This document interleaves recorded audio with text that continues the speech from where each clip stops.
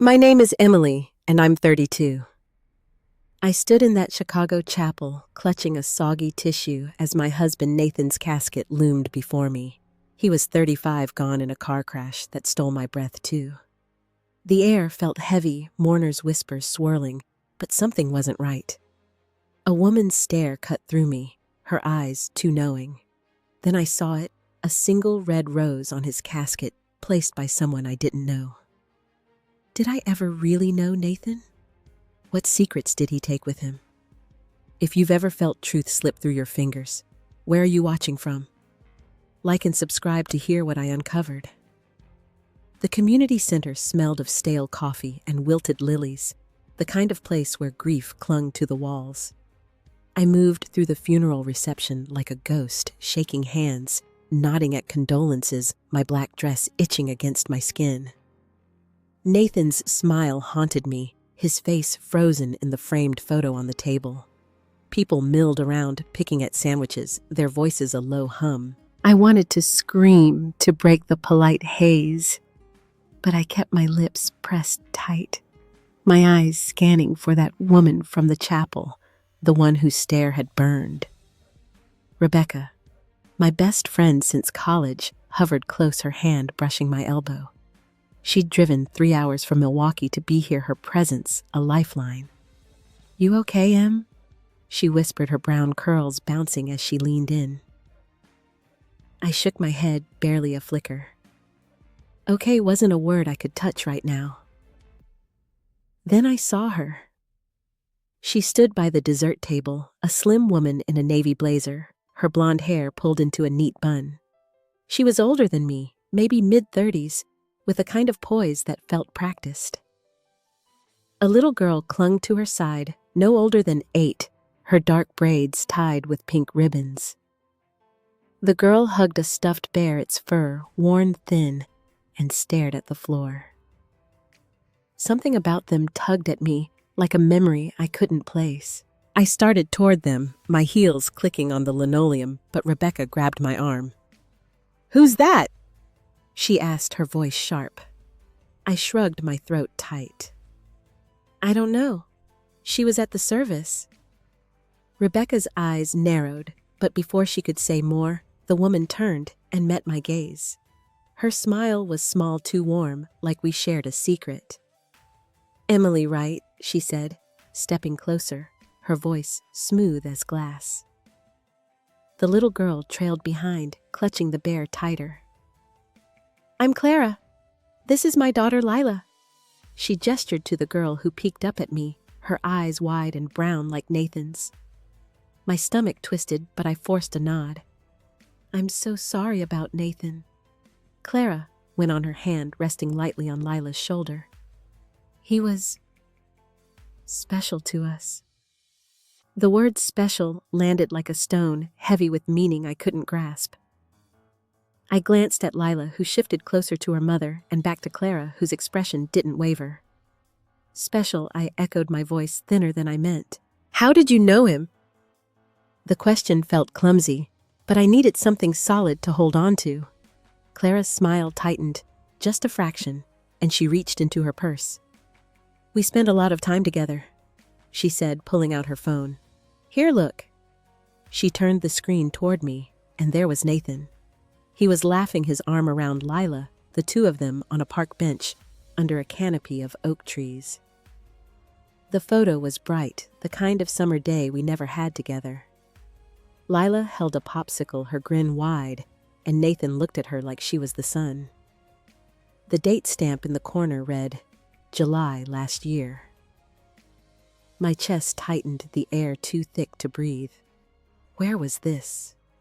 I managed my fingers cold against the phone. Clara tilted her head, her eyes softening. "Oh, just a little park near our place. Nathan loved taking Lila there. Our place." The words sliced through me sharp and clean. I stared at the photo, at Nathan's easy smile, a version of him I hadn't seen in years. Rebecca stepped forward, her voice cutting in. "Wait, hold on. You're saying Nathan hung out with you and your kid? Like regularly?" Her tone was all edges protective, and I was grateful for it. Clara didn't flinch, just tucked her phone away. Yes, she said simply. He was a big part of our lives.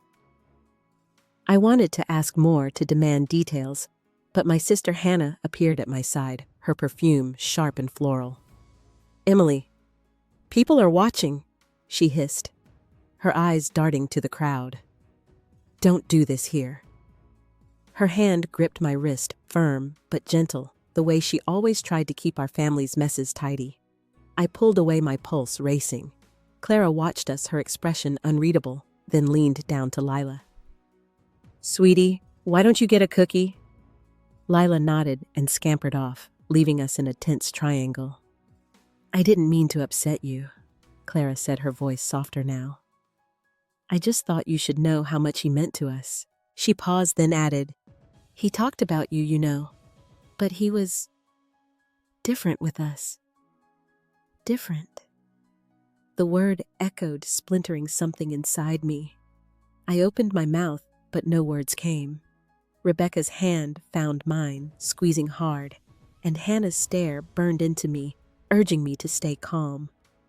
But calm was gone, replaced by a gnawing question I couldn't shake. Who was Nathan to them? And why didn't I know? I stood frozen, Clara's words ringing in my ears. Different. Nathan was different with them. My mind raced, trying to piece together a puzzle with half the pieces missing. The reception buzzed around us, but it felt like the three of us were in a bubble, the air thick with unspoken truths. Rebecca's grip on my hand tightened, her nails digging in a silent plea to stay grounded. Hannah hovered, her lips pursed, ready to steer me away from a scene she'd never forgive. Clara straightened, smoothing her blazer, her eyes flicking between me and Rebecca. I should check on Lila, she said, but there was a glint in her voice, like she'd dropped a bomb and wanted to watch it burn. She turned, her heels clicking, leaving me staring at the space she'd occupied. I felt like I was falling, the ground unsteady beneath me. Emily, let's go outside, Rebecca said, her voice low but firm. You need air. I nodded, numb, and let her guide me toward the glass doors at the back of the community center. Hannah followed, her sigh audible. This is exactly what I meant, she muttered. You're making it worse. Outside, the late afternoon sun was too bright, the parking lot a sprawl of cars and fading grief. I leaned against the brick wall, the roughness biting through my dress. Rebecca stood close, her arms crossed, while Hannah paced a few steps away, checking her phone like it could save her from this mess. Who does that woman think she is? Rebecca, said, her voice rising, showing up here acting like she owns Nathan's memory. You need to call her out. I shook my head, my throat tight. I don't even know what to ask. My mind kept replaying that photo, Nathan's laugh, Lila's popsicle. A park I'd never seen. A life I wasn't part of. She said he was a big part of their lives. What does that even mean? Hannah stopped pacing, her eyes sharp. It means she's fishing for attention. People do this at funerals, Emily. They make it about them. Don't let her get in your head. Her tone was all big sister certainty, but it didn't soothe me. It made me feel small, like I was overreacting, like I should swallow this and move on. She had a picture, Hannah. I snapped, my voice louder than I meant. Nathan was with her kid. Last summer, when he told me he was working late. The words spilled out sharp and jagged, and for a moment, Hannah looked startled, her phone forgotten. Rebecca's jaw tightened, and she stepped closer like she could shield me from the truth. Then we figure this out, Rebecca said, her voice steady. But not here, not with her watching. You don't owe her anything. I nodded, but my chest ached, a hollow space where certainty used to be. I wanted to believe Clara was lying, that this was some twisted misunderstanding, but the photo felt like proof, a snapshot of a Nathan I didn't know. Back inside the reception was winding down people gathering coats and offering final hugs. I scanned the room for Clara, my heart pounding. She was near the exit, Lila at her side, the stuffed bear dangling from the girl's hand. Lila looked up, her eyes meeting mine for a split second, and I saw something there, sadness maybe, or confusion. It hit me like a wave, the idea that this child might be grieving Nathan too. Clara noticed me watching and paused, her expression shifting like she was weighing her next move. Then she leaned down, whispered something to Lila, and guided her out the door. The sight of them leaving so calm, so sure, made my stomach churn. I wanted to run after them to demand answers, but my feet stayed rooted heavy with doubt. Rebecca touched my shoulder. "We'll get to the bottom of this, Em, I promise." But her words felt far away, drowned out by the questions clawing at me. I thought of Nathan's late nights, his vague excuses, the way he'd grown quiet in our last year together. Had he been building a whole other life? Was Lila's grief as real as mine? Hannah cleared her throat, breaking the moment. "Mom's asking where you are," she said, holding up her phone. "She's worried you're not holding up." Her tone was softer now, but it still stung like I was failing at grief. I closed my eyes, the weight of the day pressing down. Clara's words, Lila's eyes, that photo, they were puzzle pieces I couldn't fit together, and the more I tried, the less I recognized the man I'd loved. As we walked back to the car, the evening air cool against my skin, I felt a shift inside me, a crack widening. Nathan's secrets were out there, waiting to be found, and I wasn't sure I could face them. But the thought of not knowing, of letting Clara's story define him, was worse. I needed the truth, no matter how much it hurt. A week after the funeral, my house felt like a museum of Nathan's life, every corner holding pieces of him I wasn't ready to face. The living room was cluttered with sympathy cards, their cursive platitudes mocking me. I sat on the floor of his office, surrounded by boxes of his things, my hands trembling as I sifted through papers. I hadn't slept properly since Clara's words at the reception, her voice looping in my head. Different. Special. Our place. Each syllable carved deeper, leaving me raw. I'd been avoiding his office, the one room where Nathan spent late nights claiming he was catching up on work. Now I couldn't stay away. The desk was a mess, pens scattered, a coffee mug still half full, like he'd step back in any moment. I started with the drawers, pulling out old receipts, a gym membership card, a photo of us at Lake Michigan, my smile wide and clueless. My throat tightened, but I kept going, driven by a need to know.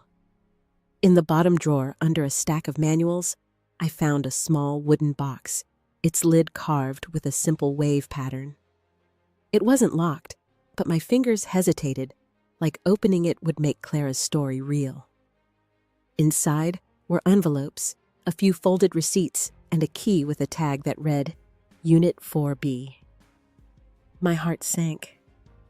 I unfolded a receipt first, a grocery list from last month, milk, cereal, strawberries. Mundane, except it was from a store across town, nowhere near our neighborhood. Then I opened an envelope. The letter was handwritten, Clara's cursive neat and deliberate. Nathan, Lila loved our family dinner last week. She keeps asking when you'll come back. You're so good with her. My breath caught the words blurring. Family dinner. The phrase felt like a betrayal, intimate in a way our hurried takeout nights never were. I pictured Nathan at a table with Clara and Lila, laughing, passing plates, while I sat alone, believing he was stuck at the office. I dug deeper, finding more. A lease agreement for an apartment, Unit 4B, in Nathan's name, signed 2 years ago. The address was in a quiet suburb, the kind of place with playgrounds and good schools. My hands shook as I read the terms. 1-bedroom utilities included, paid monthly. He'd been funding a whole other life, one I knew nothing about. The key burned in my palm, its weight a question I wasn't sure I could answer. The doorbell rang, jarring me. I shoved the box under the desk and wiped my face, realizing tears had streaked my cheeks. It was my mother, Maggie, her arms full of Tupperware, and her face set in that familiar mix of concern and judgment. "Emily, you look awful," she said, pushing past me into the kitchen. "I brought lasagna. You're not eating, are you?" I followed her, the letter's words still searing my mind. "I'm fine, Mom," I lied, my voice flat. She set the food down, her eyes scanning the mess of cards and unwashed dishes. "This place is falling apart," she said more to herself than me. "You need to pull yourself together. Nathan wouldn't want this." Her words stung sharp and unfair. I wanted to snap back to tell her about Clara, the apartment, the dinners, but I couldn't. Not yet. Instead, I busied myself with the lasagna, cutting a slice I knew I wouldn't eat. Maggie sat at the table, her hands folded. "You know, Emily, men drift sometimes. It's on us to notice, to keep them close." I froze, the knife slipping in my hand. "What's that supposed to mean?" My voice was low, but anger simmered beneath it. Maggie sighed, like I was a child missing the point. "I'm just saying you were so busy with your job, your life. Did you ever ask Nathan where he was going? What he needed?" The accusation landed like a slap.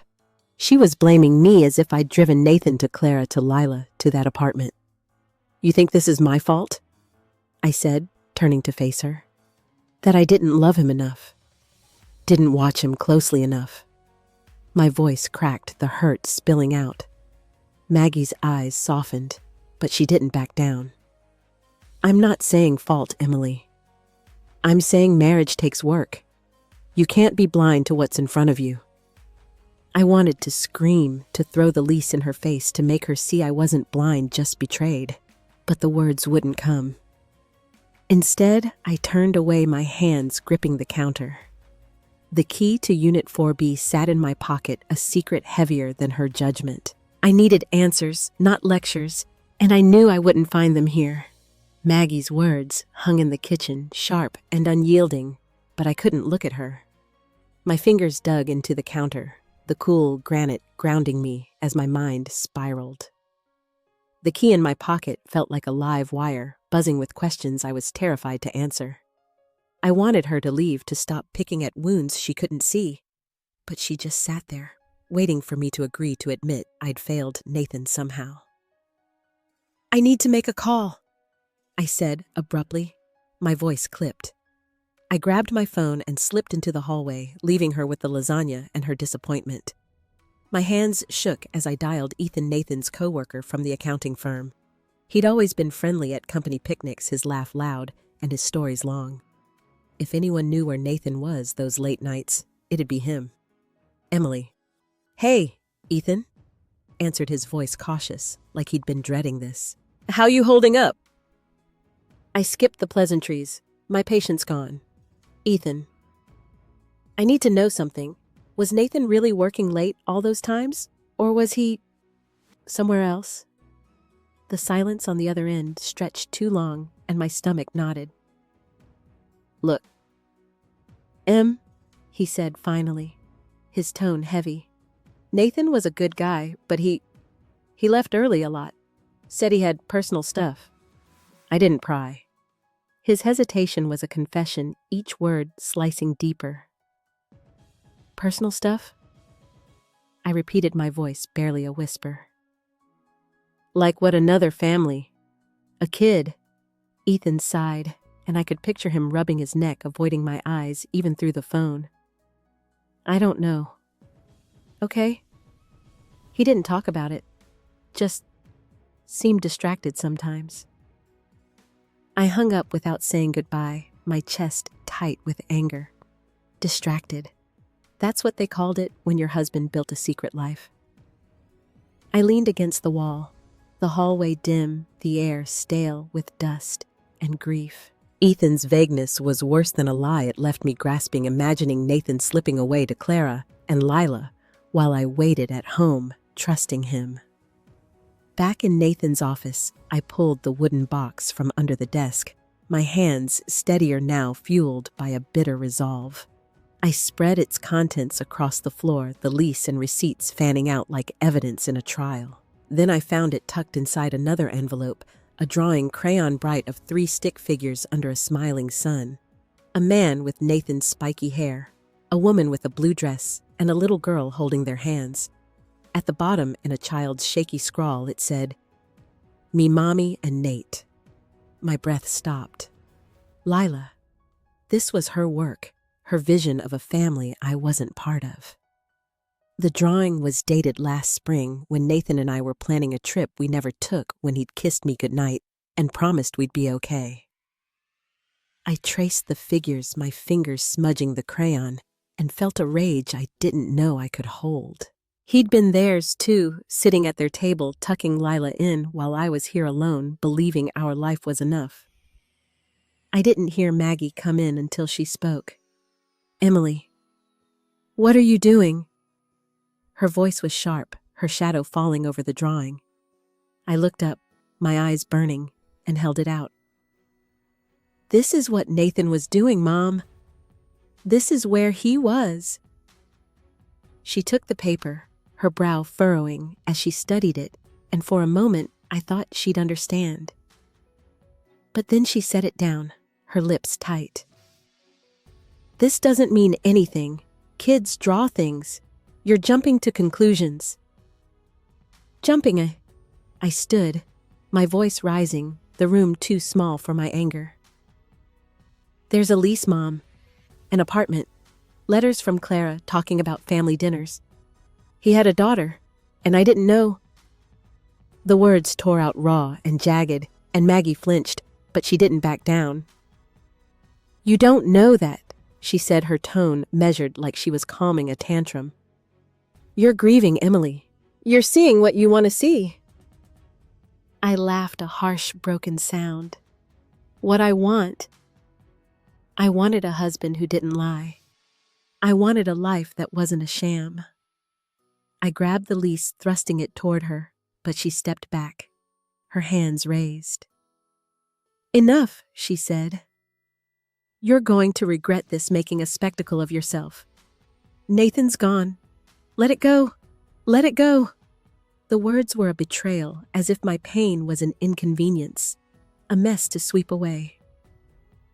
I stared at her, the woman who'd taught me to trust, to love, and saw a stranger. The drawing lay between us, Lila's happy family mocking my shattered one.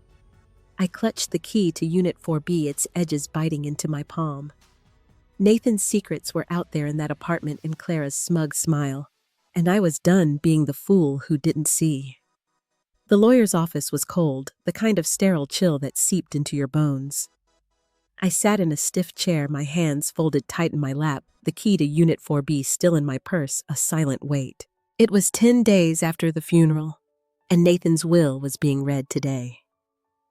I'd barely eaten, barely slept, my mind a loop of Clara's smile, Lila's drawing, and Maggie's dismissal. The room smelled of polished wood and old paper, and I felt like an intruder waiting for answers I wasn't sure I could handle.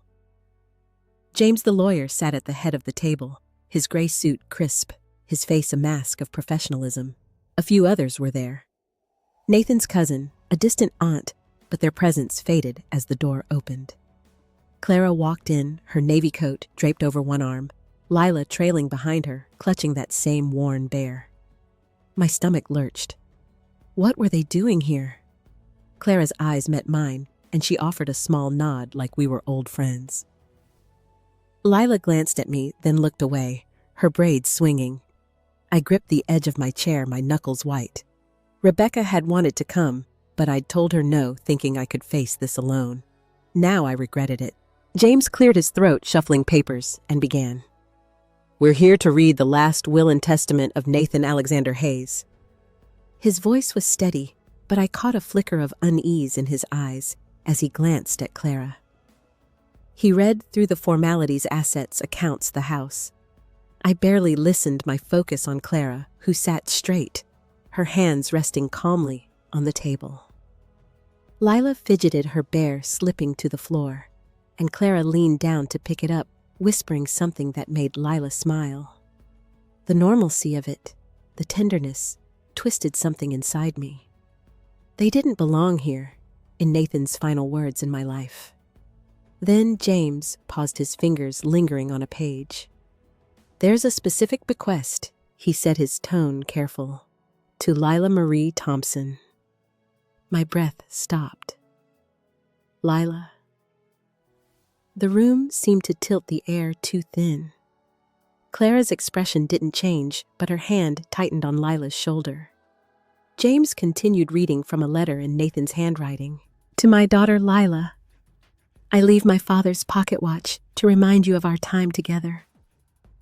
I'm sorry I couldn't be more. Daughter."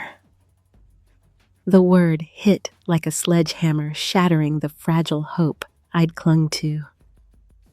Nathan's daughter. Not just a friend, not just a secret. His child.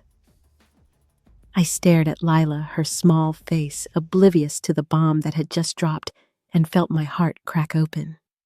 The letter went on Nathan's words, warm, personal, calling Lila my little artist, promising she'd always have a piece of him.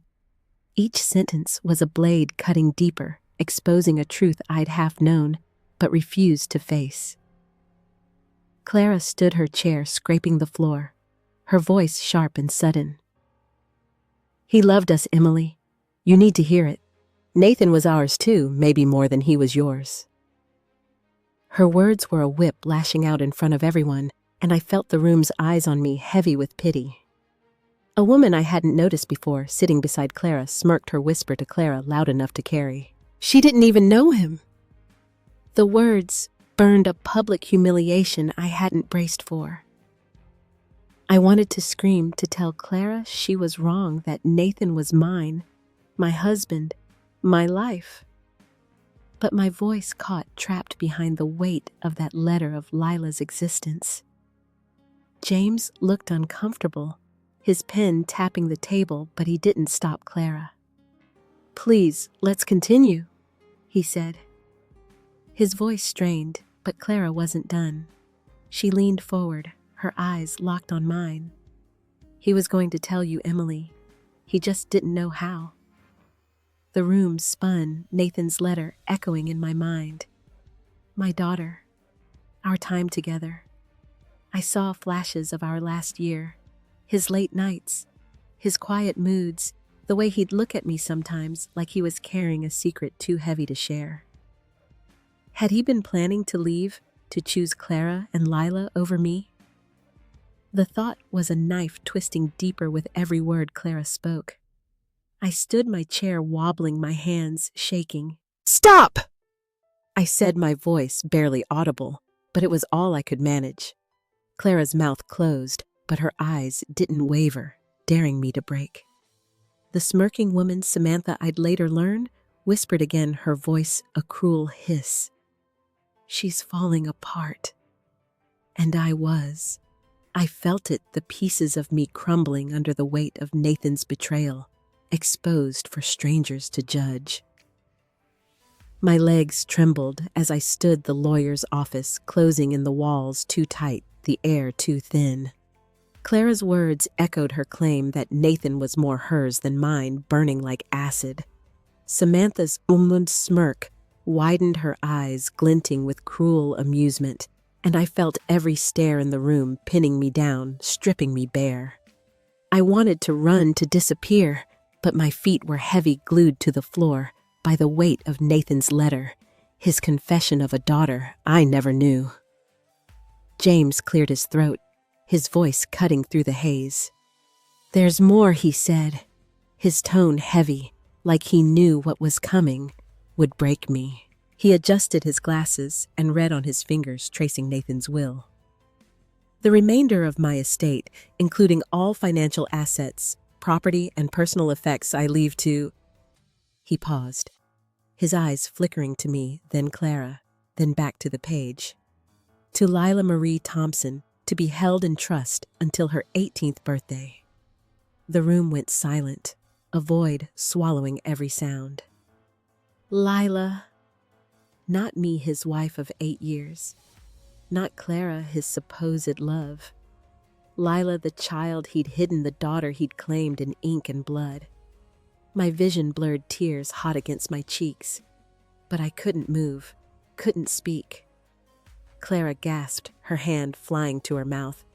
But it wasn't joy, it was shock, maybe anger. She hadn't expected this either. Samantha leaned toward her, whispering, "He didn't even leave you a dime."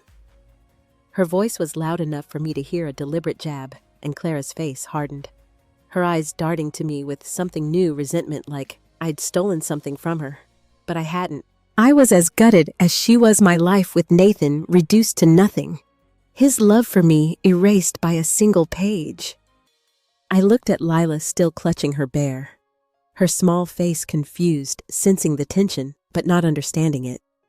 She was 8, innocent, and yet she'd inherited everything: our home, our savings, the future I'd planned with Nathan.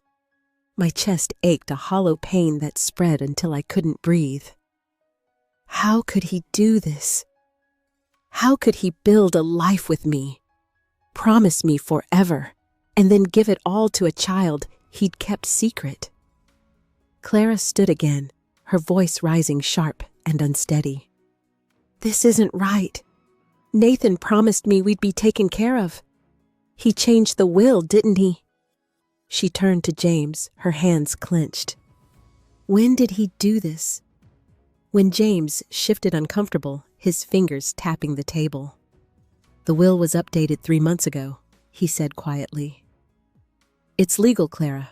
I'm sorry. 3 months." Nathan had sat across from me at breakfast, planning our anniversary, while he was rewriting our future, giving it to Lila. The betrayal was a living thing, clawing at my insides, tearing apart every memory I'd held dear. Clara's eyes flashed back to me, her voice dropping to a hiss. "You didn't deserve him, Emily. You never saw how unhappy he was."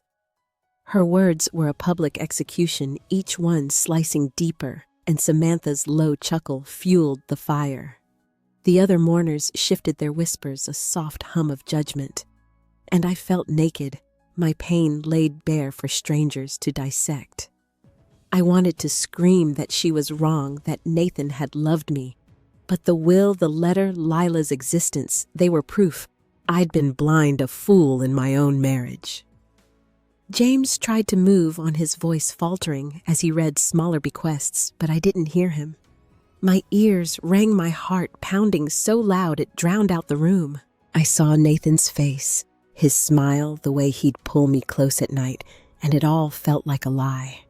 Clara's accusation, Samantha's cruelty, the will's final blow, they crushed me, leaving nothing but a raw, bleeding wound. I was falling apart, and there was no one to catch me, no truth left to hold on to. I stumbled out of the lawyer's office, the world a blur of gray sidewalks and honking cars. Clara's words, Samantha's smirk, and Nathan's will, they churned inside me, a storm I couldn't outrun.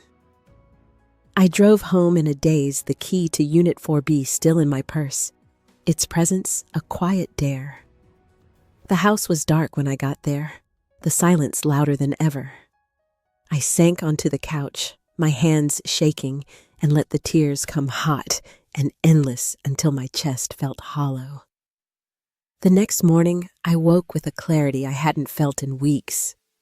I couldn't keep drowning in Nathan's betrayal, letting Clara's accusations define me. I needed to act, to reclaim something, my truth, my dignity, anything.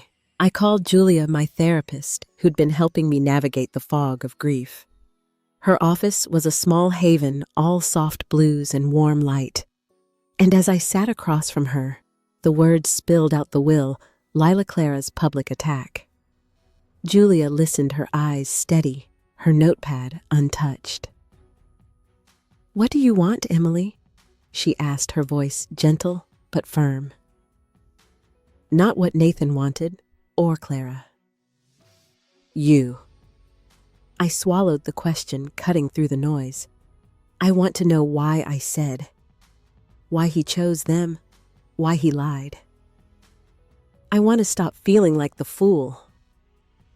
Julia nodded, leaning forward. Then start there. Take one step. What's one thing you can do today? Her words lit a spark, small but real.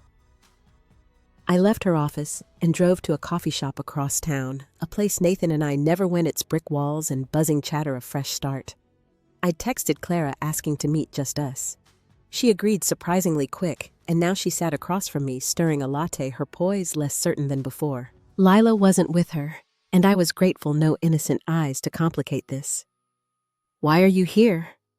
Clara asked, her voice cool, but I caught a tremor like she was bracing herself. I took a breath, my hands steady on my mug. "I need to know the truth, Clara. No games, no audience. What was Nathan to you? To Lila?" My voice was calm, but inside I was coiled tight, ready for her to dodge or strike. She looked away, her fingers tapping the table, then met my eyes. "He was my partner." She said the word deliberate. "Not at first. It started as friendship 3 years ago. He was at Lila's school, helping with a fundraiser. We clicked. Then it became more. Her honesty was a punch, but I didn't flinch. And Lila," I pressed my throat tight. "She's his, isn't she?" Clara nodded, her eyes softening. "Yes. She was born a year after we started seeing each other. Nathan he loved her, Emily. He was there when she took her first steps." The words were a blade, but I held her gaze, refusing to break. "Why didn't he leave me?" I asked, my voice low. "If he had you, why stay?" She sighed, her shoulders slumping. "He tried. Last year he said he'd tell you start over with us, but he couldn't do it. Said he owed you too much. Owed me?" The phrase stung, reducing our marriage to a debt. I leaned back, my mind racing. Nathan had chosen to stay, but not out of love, out of guilt. The realization was bitter, but it fueled me a fire I hadn't felt before. Then why the will, I asked, my voice sharper now. Why give everything to Lila? Clara's eyes flickered a flash of something, anger, maybe hurt. "I don't know," she admitted. "He never told me he changed it. I thought we'd be taken care of." Her vulnerability caught me off guard, but I didn't soften. I needed more than her pain. I needed proof. I left the coffee shop with her words echoing, my resolve hardening. Back home, I called Rebecca, who'd been texting me nonstop since the will reading. "I'm hiring someone," I told her, my voice steady. "A private investigator. I need to know where Nathan's money went, what he was planning." Rebecca's silence was brief, then she said, "Good. You're fighting back. I'm proud of you." That afternoon, I met Derek, a gruff man with a buzz cut and a no-nonsense stare at his cluttered office downtown. I handed him the lease, the key, and a list of dates from Clara's letters. "Find out what he was hiding," I said, my voice firm. "Every account, every trip, every lie." Derek nodded, jotting notes. "This'll take time, but I'll dig deep. You sure you're ready for what I find?" I wasn't, but I nodded anyway, the spark in my chest growing brighter. For the first time since Nathan's death, I wasn't just reacting. I was choosing, moving, clawing my way out of the wreckage he'd left behind. Derek's office faded behind me as I stepped into the Chicago dusk. The city's hum, a distant pulse, against my thoughts. Hiring him felt like crossing a line, like I was no longer just Nathan's widow, but someone carving her own path. My hands still tingled from handing over the lease, the weight of that choice settling into my bones. I wasn't sure what Derek would find, but the act of asking, of demanding answers, was a rope pulling me out of the dark. Back home, I sat at the kitchen table, the wooden box from Nathan's office open before me. I hadn't touched it since finding Lila's drawing, but now I needed to face it to understand. Among the papers was a bank statement I'd overlooked, one for an account I didn't recognize. The transactions were small, but frequent: coffee shops, toy stores, a pediatrician's office. Each line was a breadcrumb leading to Clara and Lila, A life Nathan funded while I balanced our budget oblivious. My phone buzzed, Derek's name flashing. "Got something already," he said, his voice gruff but steady. "That account, it's linked to a trust fund set up for Lila 2 years ago. Nathan was funneling money monthly, but it's locked tight. Only she can access it at 18. I leaned back the chair, creaking, my mind racing. A trust. Nathan had planned for Lila's future long before the will. "Anything else?" I asked, my voice tight. "Yeah," Derek said. "The apartment unit 4B paid through a separate account, but it's in arrears. Nathan missed the last 3 months. Looks like he was stretched thin." Stretched thin.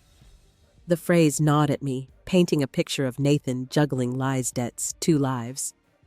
I thanked Derek and hung up my eyes, falling on the key to Unit 4B still in my purse. I wanted to see it, to walk through the space where Nathan had been someone else. But first, I needed clarity. I called Julia again, booking an emergency session for the next morning. Her office was the same soft blue, but today it felt like a war room, a place to strategize my survival. I met Clara. I told her, my hands clasped tight. She said Nathan wanted to leave me, but he stayed out of guilt. And now I know he was funding Lila's life, hiding it all. Julia's eyes held mine, calm but piercing. "How does that make you feel, knowing he chose to stay, even if it wasn't love?" The question hit hard, and I felt tears prick, but I pushed through. "Angry," I said, "but also free. Like I don't have to carry his choices anymore. I want to take back what's mine, Julia. Not just money, but me." She nodded, a small smile breaking through. "That's power, Emily. You're not just reacting now. You're deciding." Her words were a spark, igniting something fierce inside me. I left her office and drove straight to Derek's, my resolve a quiet fire. He handed me a folder, his eyes serious. Found more. Nathan had gambling debts, small but messy. He was borrowing to cover the apartment, the trust. But the will, it's airtight. Everything not in Lila's trust goes to you, house savings, all of it. I opened the folder, scanning the numbers, the proof of Nathan's chaos. Gambling. Another secret, another crack in the man I'd loved. But the will's clause was a shock, a twist I hadn't expected. Nathan had left me everything he could, despite Lila, despite Clara. Why, guilt, love. I didn't know, but it was a lifeline, a chance to rebuild. Can I fight for it? I asked Derek, my voice steady. The estate, all of it. He nodded, leaning back. You've got a case. Clara's got no claim legally, but she'll push back. You ready for that? I met his gaze, my heart pounding, but sure. I'm ready. The words felt like a vow, not just to Derek, but to myself. I wasn't the woman who'd crumbled at the will reading. I was someone new, someone who'd fight. That night, I stood in my bedroom, the box's contents spread across the bed. I picked up the bank statement, the lease, the key, and set them aside. Then I found a photo of Nathan and me tucked at the bottom from our first year together. We were at a fair, his arm around me, both of us laughing. I stared at it, my thumb brushing his face, and felt no tears, no ache, just resolve. I placed the photo back in the box and closed the lid, the sound sharp in the quiet room.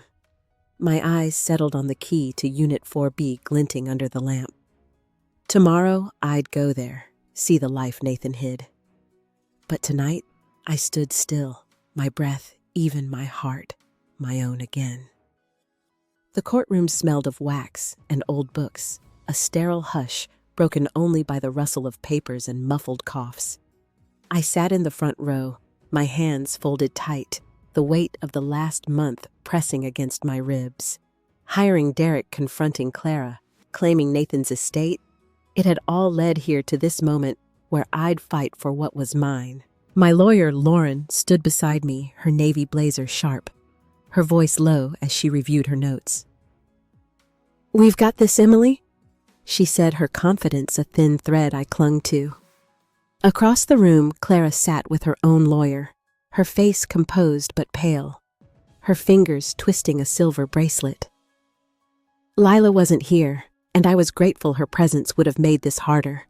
Her innocent eyes, a reminder of the mess Nathan left. The judge, a woman with steel gray hair, entered, and the room stood, the air tightening. I felt Hannah's absence like a bruise. She'd called last night, her voice sharp, saying I was dragging our family through mud by fighting Clara.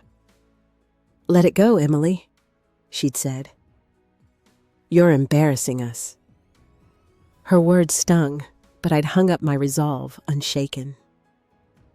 Lauren presented our case, her voice clear and measured, laying out Nathan's will, the house, the savings, all of it left to me, with Lila's trust, separate and untouchable. She cited Derek's findings, Nathan's gambling debts, the unpaid apartment lease, the financial chaos he'd hidden.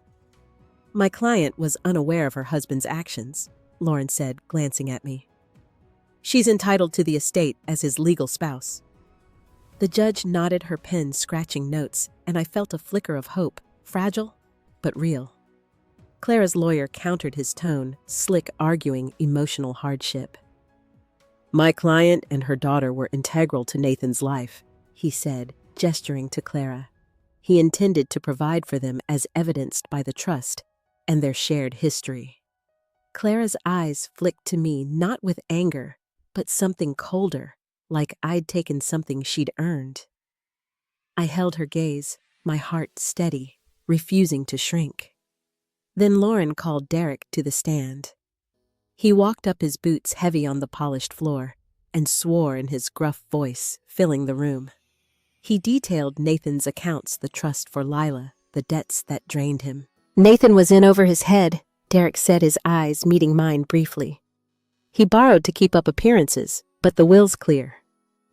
Emily gets the estate." The judge leaned forward, her brow furrowed, and I felt the room shift, the balance tipping in my favor.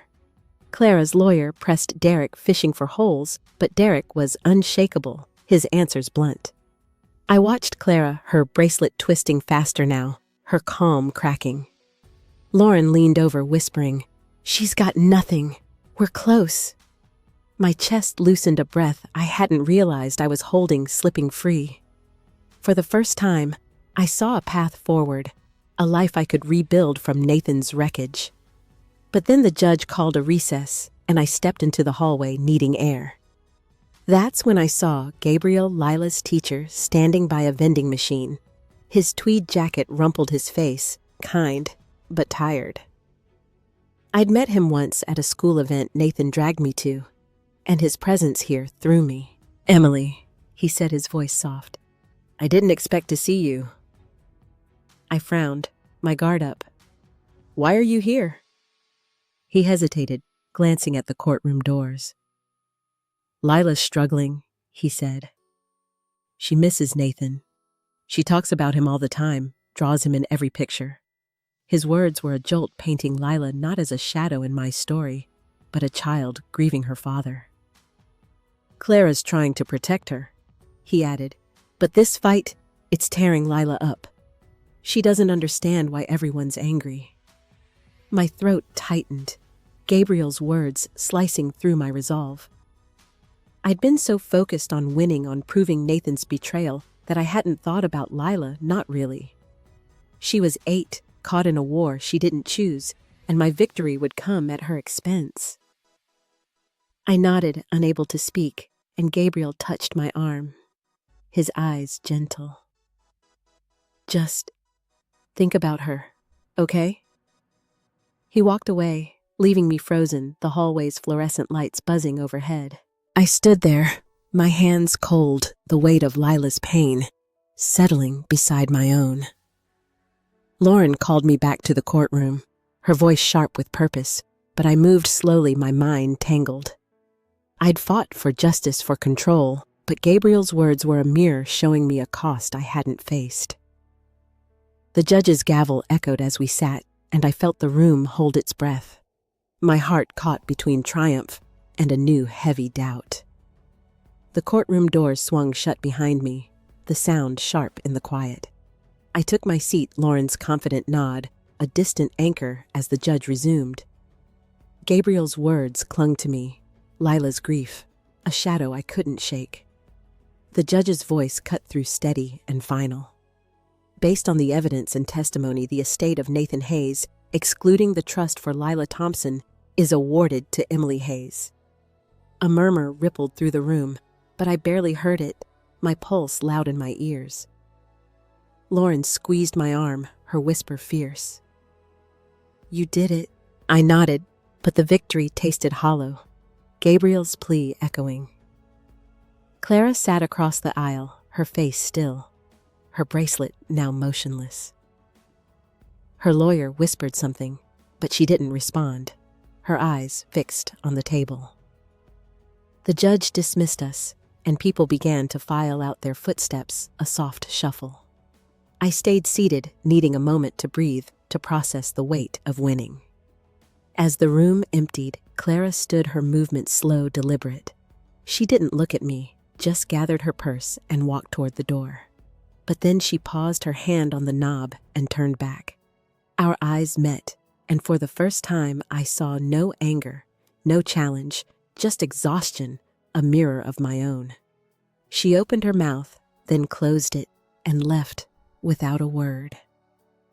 That silence was louder than her accusations, heavier than the will's betrayal. I drove to my new apartment, a small one-bedroom I'd rented to escape the ghosts in our old house. The boxes were still unpacked, the walls bare, but it was mine, a space Nathan never touched. I sat on the floor, the hardwood cool against my legs, and pulled out my phone to call Hannah. She didn't answer, her voicemail crisp and distant. I didn't leave a message. Her disapproval had grown since the trial started, her texts short, her calls rare. "You're tearing us apart," she'd said last week, as if I'd chosen this war. I set the phone down, the rift between us, a fresh ache.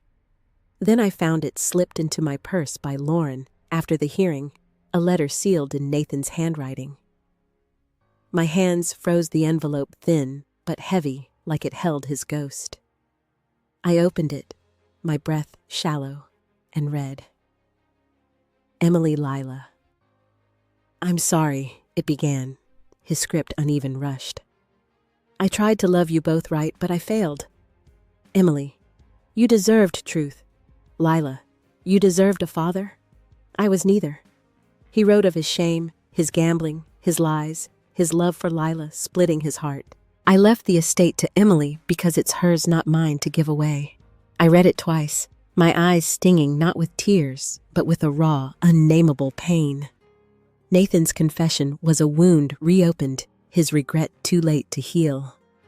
I thought of Lila, her drawings, her loss, and wondered if she'd ever know this letter, if it would ease her hurt or deepen it. I folded it carefully, tucking it into a drawer, my fingers lingering on the paper, his last words to me. The apartment was quiet, the city's hum faint through the window. I stood and walked to the mirror, my reflection unfamiliar.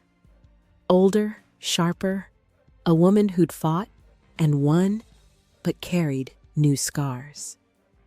Hannah's silence, Clara's defeated glance, Nathan's letter, they pressed against me, a weight I couldn't name.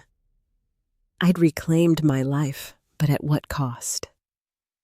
The question hung unanswered as I stared into my own eyes, searching for the woman I used to be. The park stretched out before me, a quiet expanse of green under a late summer sky. I walked the gravel path, my sneakers soft against the stones, the air warm with the scent of cut grass. This was the place Nathan and I used to come back when our weekends were lazy and love felt simple. Now it was just me, The trees taller, the benches weathered, but the stillness, a kind of comfort I hadn't felt in months. I'd been in my new apartment for 3 weeks, the courtroom victory, a fading echo. The estate was mine. The papers signed, but the weight of it. Nathan's letter, Clara's silence, Hannah's distance lingered like a bruise.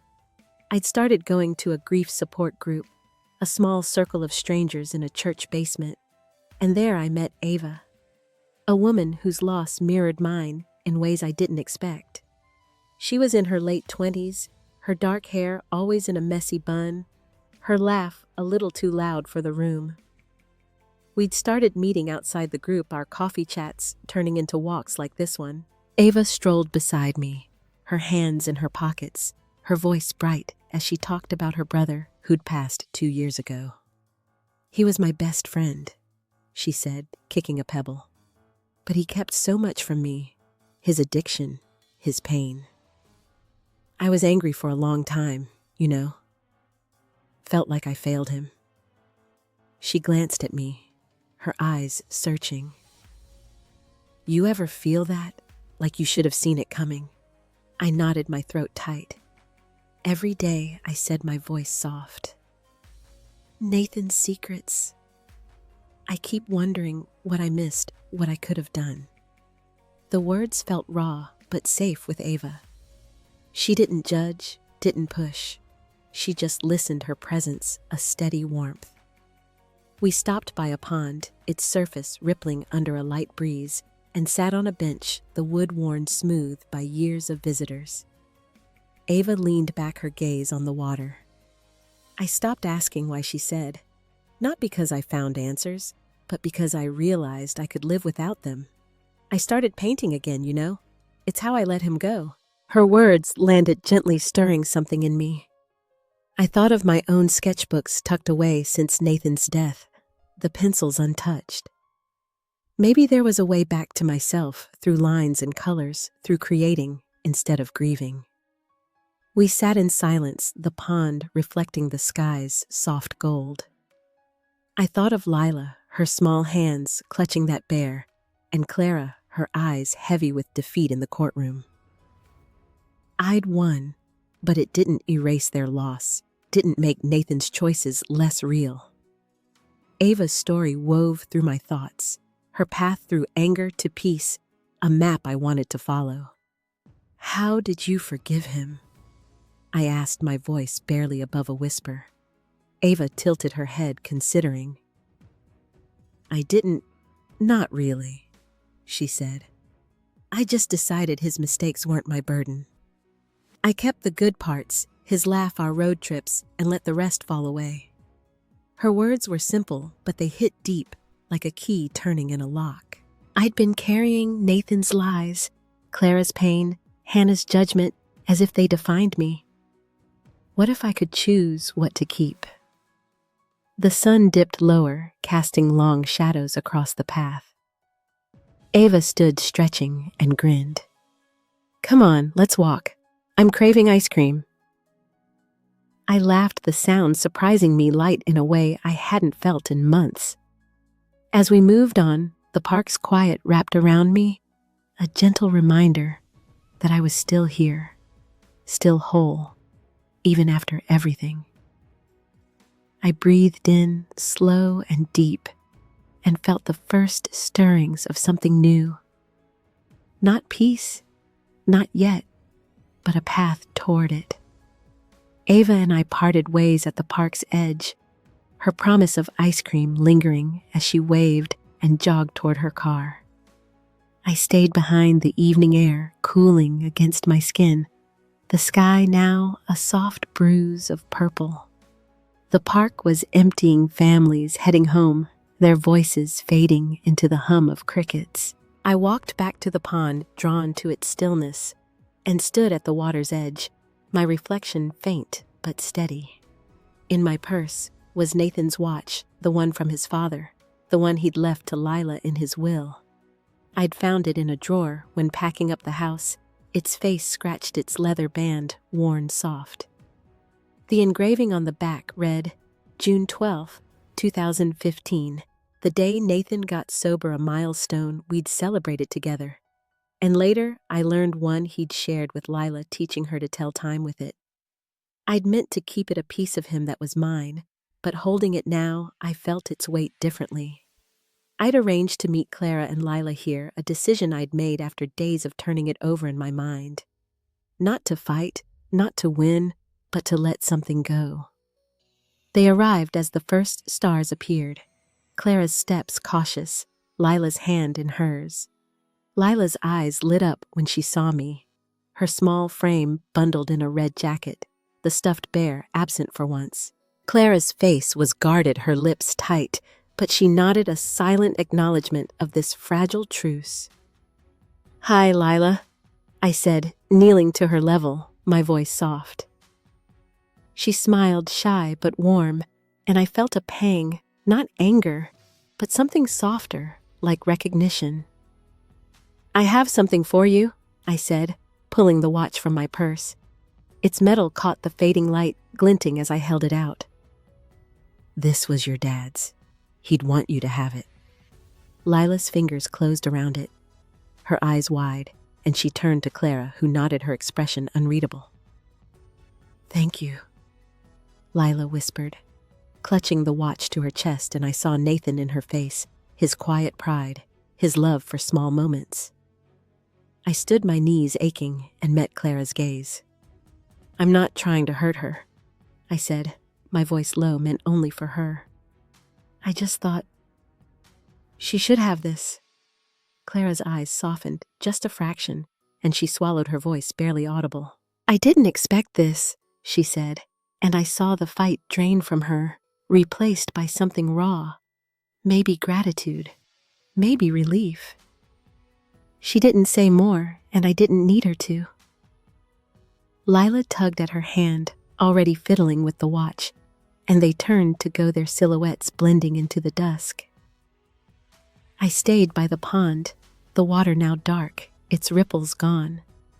Giving the watch away wasn't forgiveness, not for Nathan, not for Clara. It was release, a choice to set down a piece of the past that no longer fit.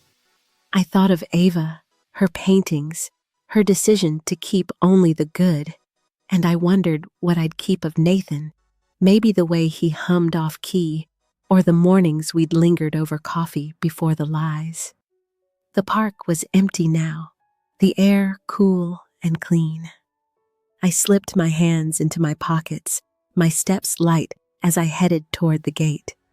The stars were brighter, a quiet promise above the city's glow. I didn't feel whole, not yet, but I felt possible, like a woman who could walk forward carrying only what she chose. I paused at the gate, my breath slow, and let the night hold me, its silence, a gift I was finally ready to receive. My new apartment smells of fresh paint and coffee, the kind of quiet that feels earned. It's been 2 months since the park, since I handed Lila Nathan's watch and walked away lighter. The space is small, just a corner of Chicago's hum, but it's mine. Linen curtains. I chose a rug I found at a flea market, a shelf of books I'm actually reading. I wake up to sunlight slanting through the window, and for the first time in years, I don't check the clock. Don't brace for what the day might break. Mornings are my ritual now. I brew coffee, black and strong, and sit at the tiny table by the window sketching. Not the careful drawings I used to do for work, but loose lines, messy shapes, trees, faces, the curve of a river I saw in a dream. The pencil feels like an extension of my hand, a way to say what words can't. I draw until the light shifts, until my mug is cold, and it's enough, this small act of making something new. Rebecca came by last week, her new job in marketing buzzing through her stories. She sprawled on my couch, a glass of wine in hand, and laughed about her boss's bad ties. "You're different, Em," she said, her eyes soft, searching. Not louder, just steadier. I smiled, stirring my tea, and didn't argue. I feel it too, a quiet strength, like a tree that's weathered a storm and found its roots deeper than before. I've started running not far, just along the lakefront where the water glints and the wind carries salt. My sneakers pound the path, my breath steady, and I let my mind wander. I think of Nathan not with anger now, but with a kind of distance, like he's a chapter I've read and closed. I think of Clara, her silence at the park, and Lila, who I sent a birthday card last month, a simple note with a doodle of a star. It wasn't much, but it felt right, a bridge I didn't burn. The city moves around me, all noise and rush, but I'm learning to carve out stillness. I walk to the corner market, chat with the cashier who knows my name, buy peaches just because they're ripe. These moments aren't grand, but they're mine, pieces of a life I'm building, not borrowing from someone else's story. I pass a mirror in the hallway, catch my reflection, hair loose, eyes clear, and I don't look away. I'm not whole, not yet, but I'm here, and that's enough for now. I keep a notebook by my bed, not for sketches, but for thoughts, fragments. I scribble when the world is quiet. Last night, I wrote about trust, how it's not a gift you give, but a choice you make over and over. I think about the woman I was, the one who loved Nathan blindly, and I don't hate her. She brought me here to this table, this pencil, this life. I close the notebook, the pages soft under my fingers, and breathe the morning stretching wide and open before me. Sometimes, in the quiet of my apartment, I sit with a blank page and write to the girl I used to be. Not to scold her, but to hold her hand across time. I started this a few nights ago, the city's lights flickering outside my pen, scratching softly. Dear Emily, I wrote you thought love was a map, clear and certain, but it's a river shifting, sometimes wild. You'll fall in, you'll drown, but you'll learn to swim. The words came slow, each one a step toward understanding what Nathan's betrayal taught me. I wrote about strength, how it's not loud or fierce, but the choice to rise each morning to brew coffee to sketch a new day. I told her about pain, how it carves you open, but in those raw places, you find space for compassion, for Lila, for Clara, even for Nathan. I wrote about truth, how it's not a gift handed to you, but a puzzle you piece together, choosing which parts to carry. You don't need to know everything I wrote. You just need to know yourself. That letter folded now in my notebook is my anchor. It reminds me that healing isn't a finish line, but a practice, a quiet act of trust in my own heart. I think of Rebecca, who's planning a trip to see me her new job, a bright spot we'll celebrate. I think of the market cashier who slipped an extra peach into my bag yesterday, a small kindness that felt like a nod from the world. These threads, thin but strong, weave a life I'm learning to love, not because it's perfect, but because it's mine. I've started sharing bits of this story, not in courtrooms or confrontations, but in small ways, a journal entry I read at the grief group, a conversation with Ava over tea. It's scary letting strangers see my scars, but each time I feel lighter, like I'm giving the pain somewhere to rest. I don't need to be the widow that betrayed the winner. I'm just Emily, and that's enough. The lesson I keep circling back to is this: you can't control what breaks you, but you can choose what builds you back. I choose the mornings, the sketches, the runs by the lake. I choose the courage to write to my younger self, to forgive her for trusting too much. I choose the space to let Nathan go, not with anger, but with a nod to the love we had flawed as it was. And I choose to see Lila not as a wound, but as a girl who lost her father, just as I lost my husband. As I sit here, the city humming beyond my window, I feel a stillness that's new, not empty, but full. I'm not done healing, but I'm on my way, one breath, one page, one step at a time. What's a lesson you've learned from a hurt that changed you? Share it below.